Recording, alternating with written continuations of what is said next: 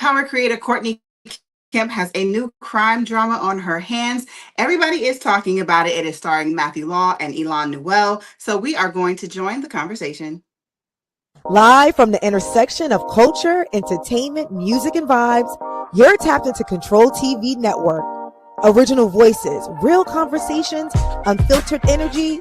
This is Control TV. Hey everybody, I'm El Marie, entertainment host and entertainment journalist, and I am here with my homegirl TK Trinidad. TK. What it do? What's up? What's up? Sorry for the hair. I don't know what, when you have these curls, it just decides to be big today. So it is what it is. Girls have a mind of their own. I love it. Mm-hmm.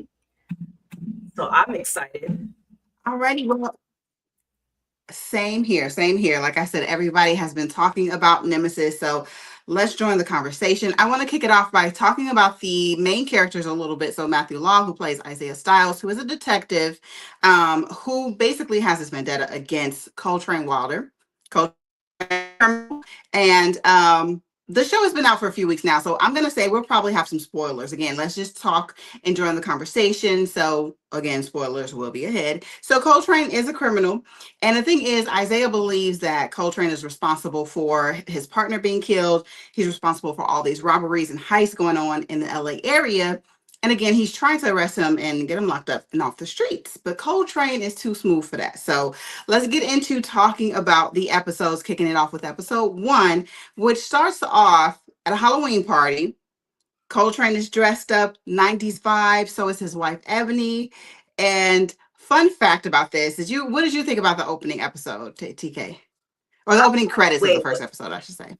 Yeah, I was like, wait, what's going on here? Like, how is this like what's gonna happen? Like, it definitely gave me like Power vibes. So it's like I get that part. So I was curious before I found out it was Courtney Kemp. I was like, oh, okay, this makes sense. But I was like, oh, y'all freaky. You just went to a party just to do it in somebody else's house. I was confused. Yeah, same. So me knowing a little bit about the series going in, I was like, okay, I thought initially that, well, which in essence, essentially it was a part of the heist, but I thought that right there was like, okay, well, maybe he's sneaking up to, sneak around upstairs. But, that wasn't the whole thing. It was like, yeah, we're going to pretend that we're getting on a little freak on. And then I got a whole nother situation and a whole nother part of this big old house that I got to take care of, which is him and his crew taking robbing the people for the casino night. So they had a little underground poker game going on, and they were like, we know we can hit them up for some cash and some other things. That gets them in trouble later, but I thought it was pretty clever. Yeah, I was definitely there for the swerve. I was like, oh, y'all have something else planned? Like, you planned it because, I don't want to jump ahead, but you kind of see like he's a very smart person. So it's not like, oh, we're just going to decide to rob this house. Like, they had it all planned, executed. Like, I love when a good plan like happens and it goes well, which I feel like, I don't know about you, but for me, it's like, it's my success rate of the plan going exactly how it's supposed to go. I'm not really successful. So kudos to them. Listen, okay. And the whole situation, operation, like I said, we'll get into later throughout these episodes, but the whole way they have their operation set up is like, I almost want to be a bad guy. I guess like you can plan and execute things without having to be a criminal, but I don't know. It just seemed like it adds a little more excitement to that. Yeah. Like, no, okay. So I think I might, right? I've always, I don't know if this is gonna get me in trouble. I've always wanted to be an assassin. Like, if I could do it over again, I would love to be an assassin. I just think it just that should have been my life. So I was here cool for all of it. We're crazy. Definitely. So like another part of what was cool about this heist was it's Halloween. They're dressed up. They're dressed up as robbers, like bank robbers. Got the bags marked with the money, full of that, and I was like, they are so clever. But Coltrane had this night, which I want to talk about because at first I was like, okay, 90s vibe, I see you, but then I realized it was an homage to New Jack City. Because Mario Van Peebles was involved with this project, who's also directed New Jack City. I didn't even oh my God. I I was saw like, Mary Ben that's Peoples. I was like, crazy. oh, I see. Okay. Right there. Y'all did it. Like Y'all did that. it. Okay. I was like, I love that moment. I love that moment. But again, like we talked about their plan, they have everything executed, but there's always a knucklehead. There's always somebody who's going to probably throw your plan off, and that is Dion. We're going to talk about him a little bit more, but like I said, they sold some other things. They're supposed to be just going in for the money, just the money. Mm-hmm. And here goes Mm-hmm. Dion, like, oh, that's a nice watch. I'm not going to say it because I never pronounce it wrong because my bracket ain't up there, but he Yeah, takes a there's watch, Dion. which is one of those watches that's like, okay, has like a serial number, it's traceable. Sir, you should know better. Why are we stealing stuff that's not a part of the plan? Yeah, but so here's the thing. It's kind of like, and I'm gonna ruin this analogy. I don't even know if this is correct analogy, but it's just kind of like you can't bring everybody with you. And so it's one of those things where this is the perfect example. It's like, yo, we're trying to do this for this reason. It's kind of like, okay, I'm gonna terrible horrible analogy. Like you're gonna be a stripper, right? But you're stripping for a purpose. It's like, I want to strip to like get this house, right? But instead, you bring your friend, and your friend's trying to like travel the world and spend the money. And that to me is like Dion. He's Mm-hmm. like, the goal Yeah. with the stripping is not, it's not connected. You can't bring everybody He's to the not strip club. connecting. He's so reckless. Like, like I said, Mm-hmm. you can't take everybody with you because they can be your downfall. And we're gonna get into that later, talking a little more about on. But I also want to say the first episode really, really laid the foundation for this whole series because we're also Mm-hmm. introduced to Isaiah Styles' dad, Amos, aka Nightmare, who's a part of the street life and all of that. But I think something that stood out to me and stands out about Isaiah's character, again, like I said, he's a detective, right? But from the very Mm-hmm. beginning, we see he doesn't really dress like a detective. He has his street clothes on. He's a cool kid. So you already know he's not, you know what I mean, playing by the rules with his job. And so then we meet his dad, and it's like, oh, it all makes sense. You know what I mean? Again, the dad is a street dude. And then the dad is like, no, Isaiah told the dad, like, I'm not built like you. And the dad Mm-hmm. is like, basically, you are. You just have a Yeah. badge to justify your gunplay Yeah. because For you're sure. really one and the same. And then a little bit like on the But casting though, like, because I want to kind of know, like, when did his dad have him? Because his dad looks like like he had him when he was like 13. Like, it's just uh what we doing? What we doing? I wanted a little bit more of a backstory, like, and obviously the mom passed away, so I'm just kind of like, mhm. He how could have did been this come? young. How They did this threw come about? a few Yeah, grays in there for hairs, yeah, so I think threw so. a few. But Yeah. you mentioning the you mentioning the mom takes me to a fan point where a lot of fans are speculating that Charlie, who is Ebony's sister, Ebony is Coltrane's wife, is Hmm. possibly Isaiah's mom. Now, that theory to me doesn't really make sense. The things don't add up. But I'm just like, could she, though, somehow be related Wow. to Isaiah and them? Wow, that's a Because when you swerve. think about it, that's a swerve. That is a swerve. But she would know, I feel like, a little more. And then I'm, of course, like, you're going to be this hard down on getting your son, you know what I'm saying, killed or whatever, because she's Right. really on Isaiah's top. Not only that, in the future, some things happen with Noah, who would be her grandson. Noah's Isaiah's son. So, like, I was like, that theory, I don't know. But at the same Yeah. time, a lot of times writers and creators, they look at what the fans have said and incorporate it Hmm. some kind of way in the next season. So we'll see if Courtney kind of plays around with us with the idea of like, could there be? Again, it doesn't really add up, but they may take a stab at Yeah, it. I can't see it, but well, I'm at one point I thought, oh, they don't want a season 2, and then how they finish is like, okay, they're definitely aiming for a season, because I was concerned. There's a couple episodes like, what we doing? Well, where we going?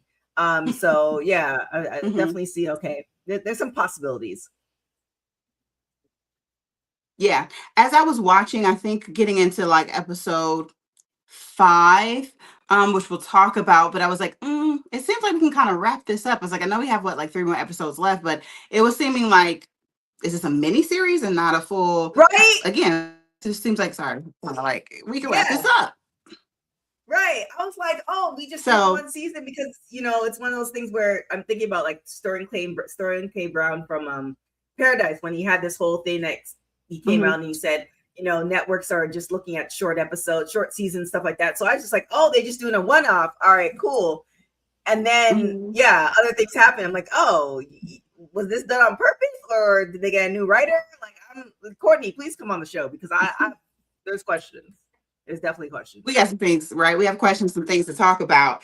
Let's move into episode 2, which a lot of things are happening here. I mainly want to talk about Isaiah when we're focusing on episode 2, because this is where we see how obsessed he is with arrested Coltrane and how Mhm. obsessed he is with his job and putting his job above his family, just above everything, his wife, his son. Like, I was like, I mean, again, because we already know, yes, Coltrane is a criminal. So as a viewer, we know that Isaiah is actually right, but his coworkers, his boss, they don't know that. He doesn't have substantial evidence to prove that, like, I could arrest Coltrane Mhm. for these robberies.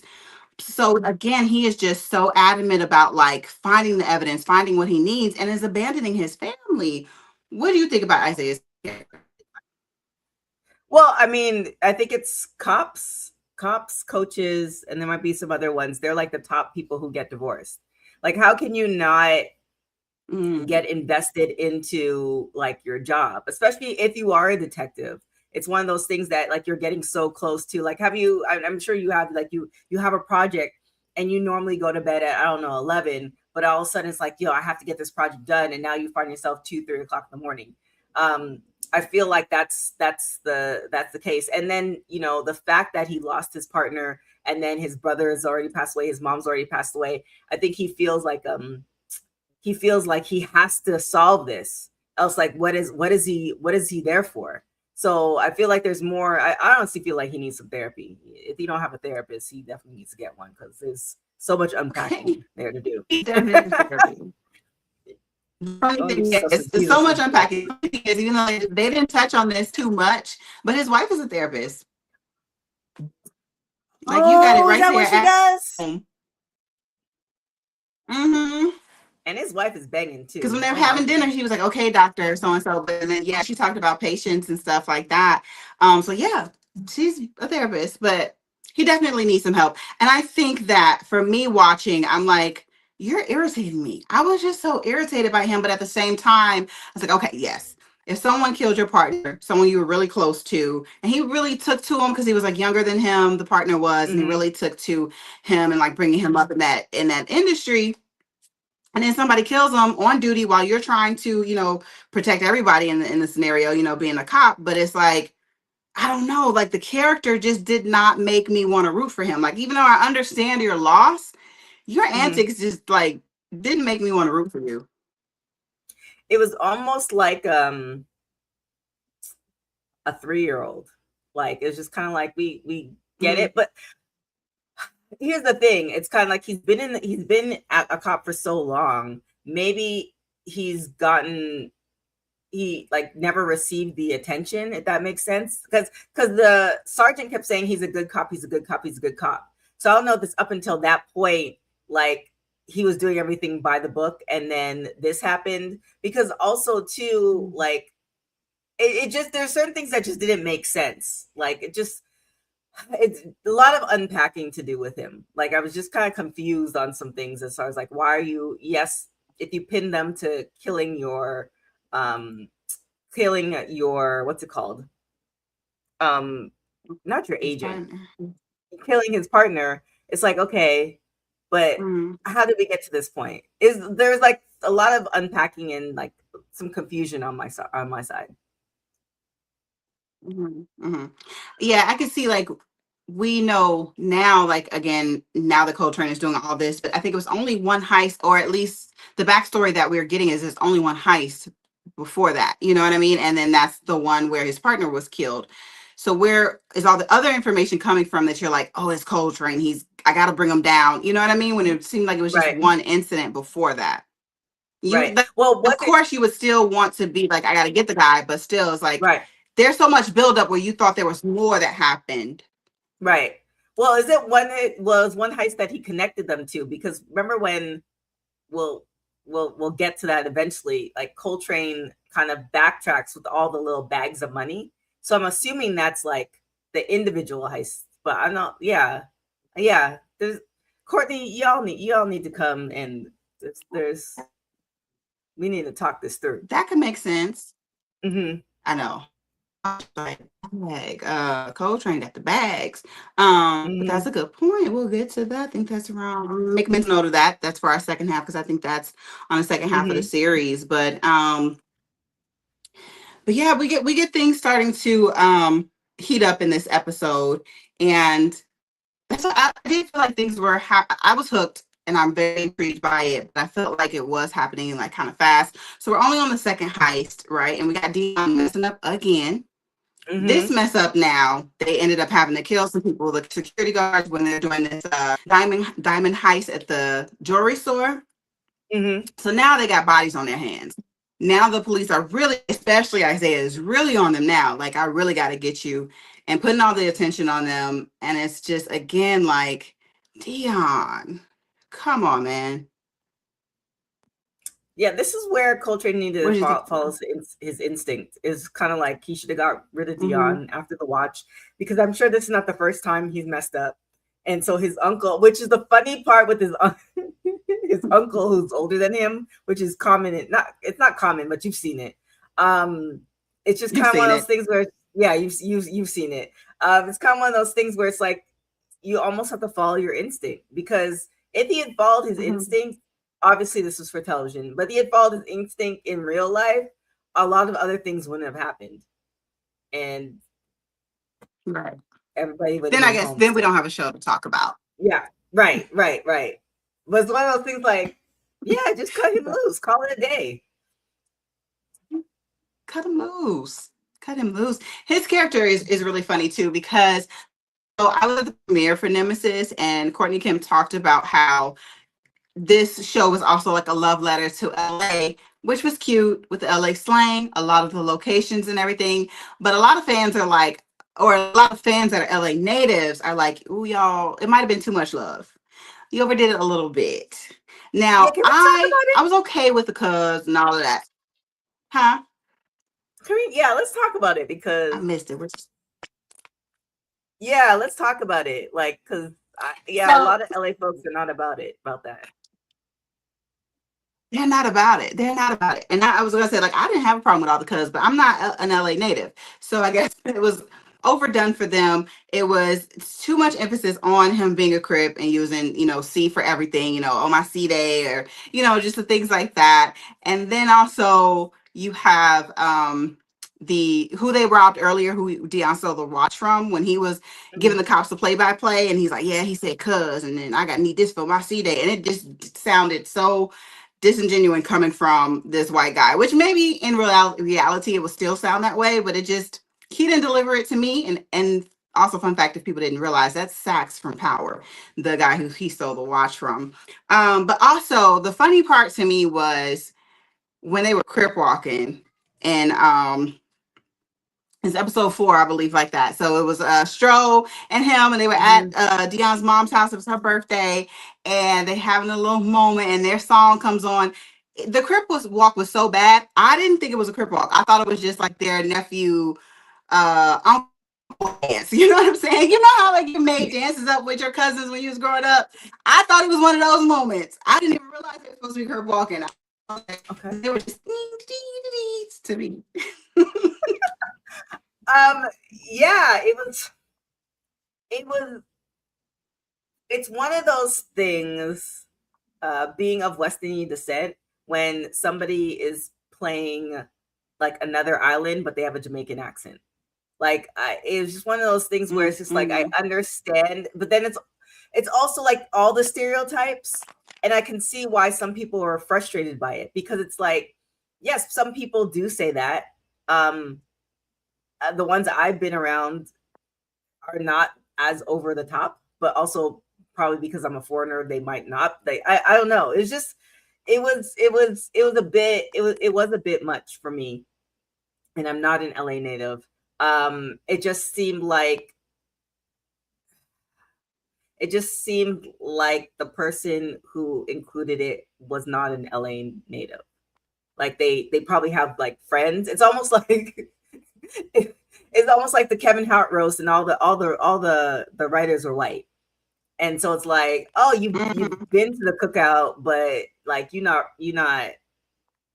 you're right. It seemed a little bit over the top, and that all the LA people that I know, like from LA proper, they were not impressed. Yeah, same. I've just been seeing on socials, like, I was like, oh, I didn't think it was that bad, besides the dance part. And so, yeah, like I said earlier, I think maybe, and like you said, so one, a little too much love, you don't have to overdo it. And then also, I don't think it was an LA native in the room. So they didn't know when to stop. Yeah, I mean, do you think? See, that's another question. We got a list of questions for Courtney because I'm curious about that. I'm really curious about that. Like, given the fact how they misrepresent Black people a lot, you would think that in a show like this, that they would, double down and get somebody that has that experience. Like, shoot, like, I think my thought was like, yo, where Ice Cube at? Like, he couldn't even just be a consultant on it. Like, I feel like things would have been a little bit different, but I might be wrong. Probably, but for me, I'm already locked into the show, so I was like, it didn't make me like turn it off, because sometimes things can be too much on a show, and you're just like, I'm not here for it anymore. I'm checking out, but it wasn't that bad. Now, Yeah, once I moving got on past to like episode. episode 4, it's just like I'm committed. I'm already in it. I have to see it through, especially Yeah, with being only 8 episodes too.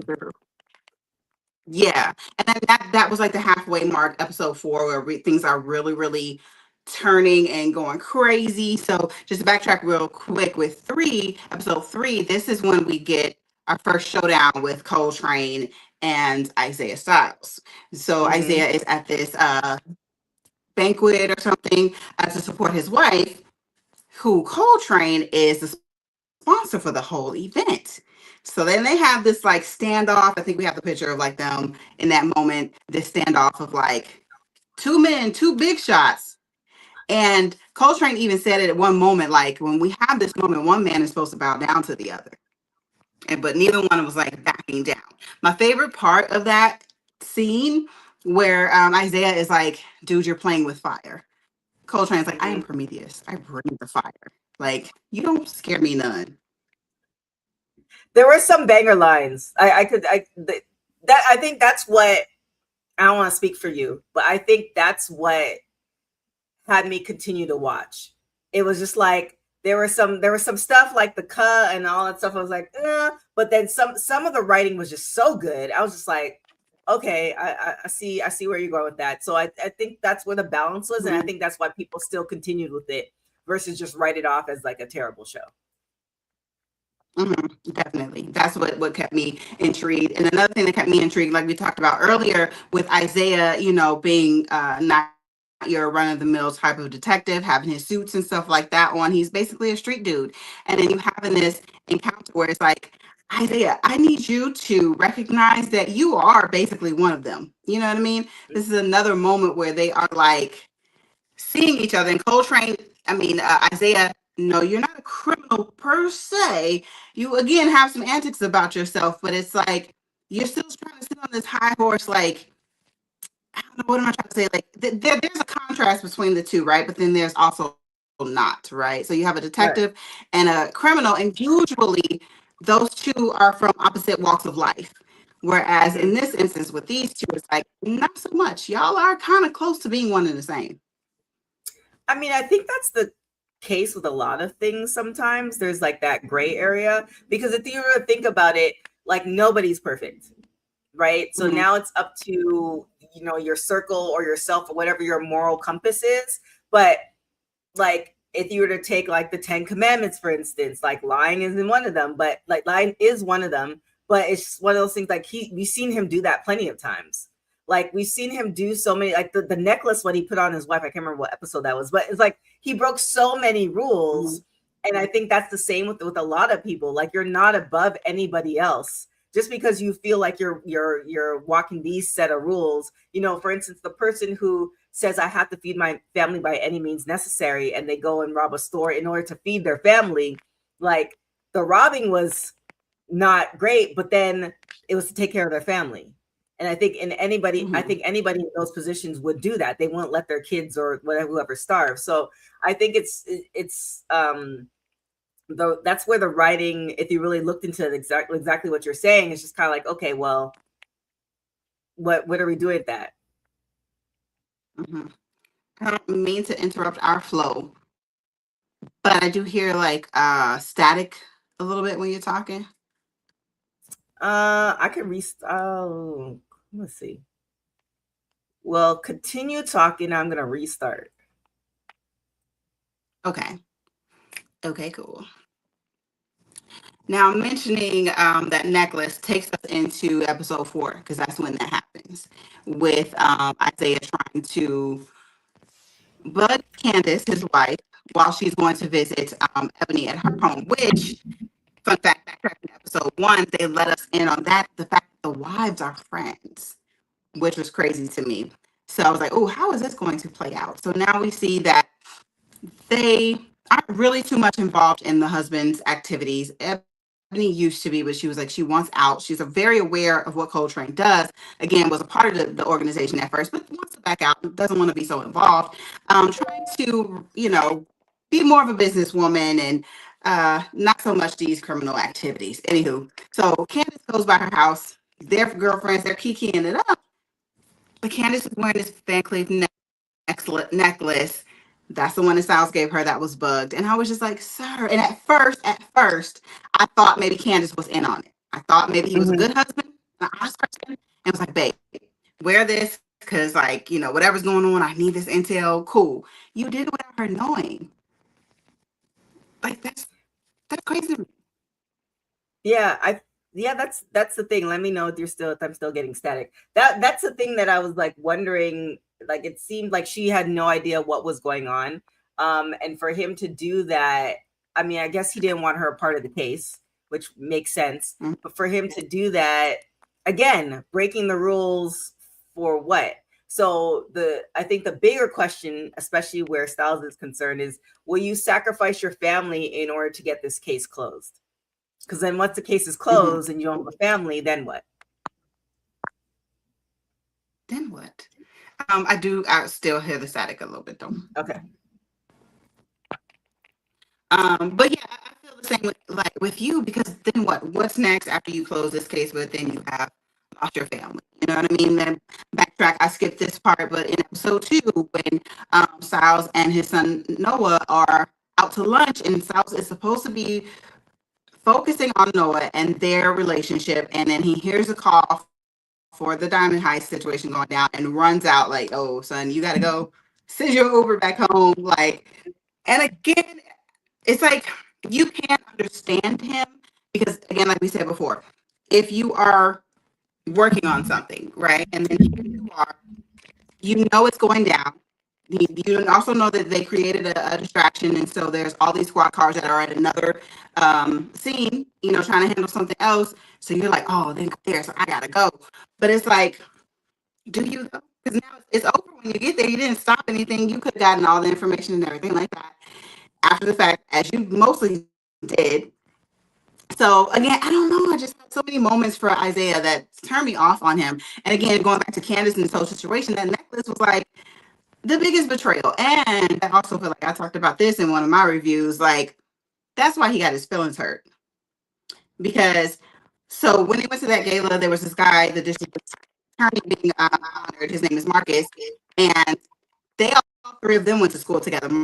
Marcus, Isaiah, and Candace. And so then we find out Candace and Marcus used to date for like a little bit. And on paper, Marcus was like the better choice. But Candace really fell for Styles, right? The bad boy image. But now we see that she's having second thoughts because of Isaiah's antics and all of this. Like, dang, maybe I should have went with the suit. Maybe I should have went with the guy that was, better on paper. And she's saying all this to Ebony while Styles is listening. And it's like, that's what you get. Because you shouldn't have bugged your wife without her knowing. It's just like those that adage where I'm sure we've seen it on Oh television wait, all the yeah, I time, can where hear it's like, you at all now. oh, can you not hear me? What about now? No. I could just Oh, see that you said that, but I can't hear you. oh my goodness. Oh wait. I got it. Okay. One Uh, minute and I will keep going. how about now? But yeah, so he got some Wait. intel, a little bit of intel that he needed, but that was still just to me. It was that was foul. That was messed up. But in that moment, he goes to pick Candace up from the house, and um, I'm sorry, y'all. Now I don't know how to get back to the. Okay, there we go. Still can't hear, but anywho, so he Yep. goes to pick Candace up, and in that moment, he takes advantage of being able to be in Coltrane's house. So he's in Coltrane's office, sneaking around, and then he sees a chess game, and he makes a move. And I was like, oh, okay. You want him to know that you're there. Okay, bold of you, very bold. So then when Coltrane gets back, Ebony tells him, like, I couldn't stop him, very awkward. He was like, that's fine. What were you to do in that moment? And then as Coltrane is about to leave the room, he notices the chessboard is different and that Isaiah made a move. Now, the move that Isaiah made was the King's Gambit. I don't know anything about chess, but I was like, let me look it up. This has to be significant if he made that move. And so I had notes on the King's Gambit. Okay, so basically that is a move to like kind of forcibly to force the opponent's hand into doing something else, right? Either giving up your Mm-hmm. pawns or, you've got to make a move. You've got to do something. I'm forcing your hand in this. And so to me, I was like, oh, okay. And I believe in that moment that represented Dion. Now, later on in episode 4, again, Dion, oh gosh. So as we mentioned, he messed up at the diamond heist, right? So then that goes bust. They're not able to sell those diamonds. It goes awry.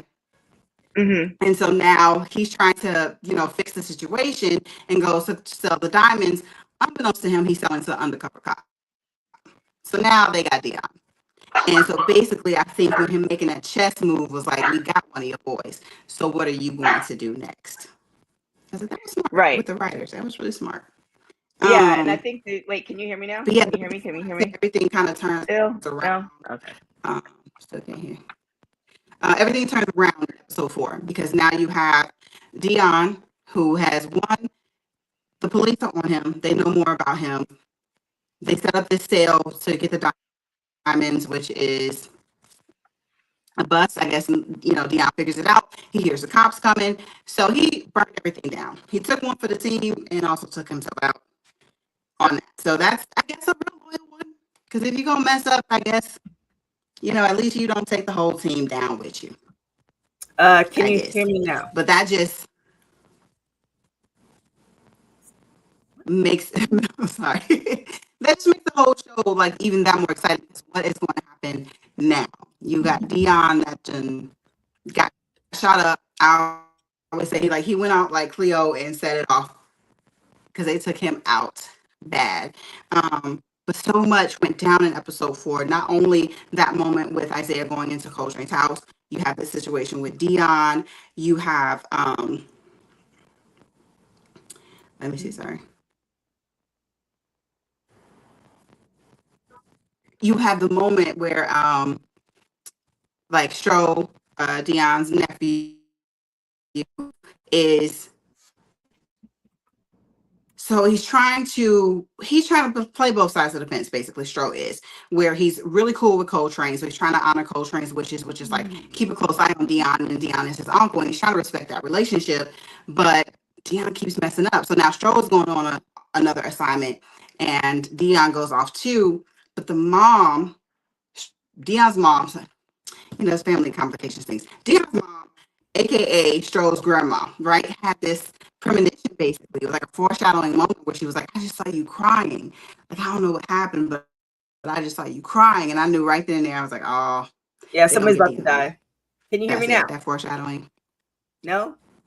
What is going on? Okay. No, oh no.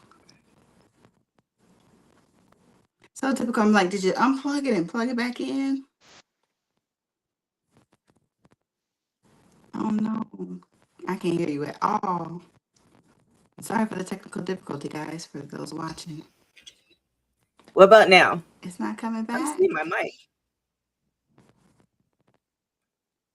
We'll just go on. Keep on going. All right, well, we're going to keep it rolling. Keep it rolling. Well, actually, we can actually wrap this up here because we just wanted to focus on episodes 1 through 4. Through this recap, we're going to hit up another session for 5 through 8. So make sure you guys stay tuned for that. Come back and see us for that. But yeah, like I said, episode 4 is really when things get to changing around and it's going down. So we're going to wrap this one up. Make sure you guys come back for episodes 5 through 8. Live from the intersection of culture, entertainment, music, and vibes, you're tapped into Control TV Network. Original voices, real conversations, unfiltered energy. This is Control TV.